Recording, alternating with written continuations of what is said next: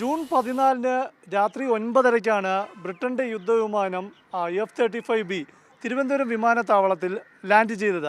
പക്ഷേ ഇതുവരെ വിമാനത്തിന്റെ മടങ്ങിപ്പോക്കിന്റെ കാര്യത്തിൽ തീരുമാനമായിട്ടില്ല. ആ അനിശ്ചിതത്വം ഇങ്ങനെ നീളുകയാണ്. 920 കോടി രൂപ വിലയുള്ളതാണ് ബ്രിട്ടന്റെ F-35B യുദ്ധവിമാനം. പക്ഷെ പറഞ്ഞിട്ടെന്ത് കാര്യം?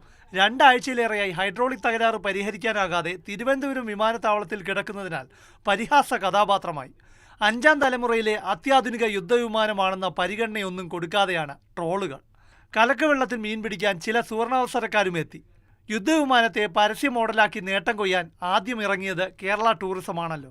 മനോഹരമായ കേരളത്തിൽ വന്ന ശേഷം എനിക്ക് മടങ്ങിപ്പോകാൻ തോന്നുന്നില്ലെന്ന് F-35B പറയുന്ന പരസ്യവാചകമാണ് കേരള ടൂറിസം പുറത്തിറക്കിയത്.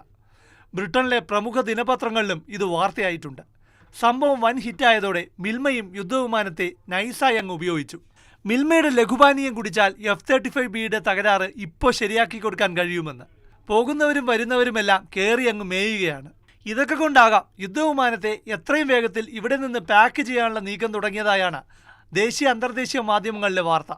വിമാനത്തിന്റെ തകരാറ് പരിഹരിക്കാനായി 30 അംഗ സാങ്കേതിക വിദഗ്ധർ തിരുവനന്തപുരത്തേക്ക് വരുന്നുണ്ട്.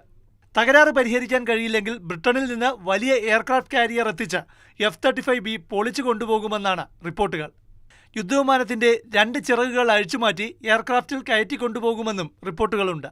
എന്തായാലും ഈ ആഴ്ച തന്നെ F-35Bയുടെ തിരുവനന്തപുരം വാസം അവസാനിക്കുമെന്ന സൂചനയാണ് ലഭിക്കുന്നത്. പ്രശാന്ത് കൃഷ്ണ, മാതൃഭൂമി ന്യൂസ്, തിരുവനന്തപുരം.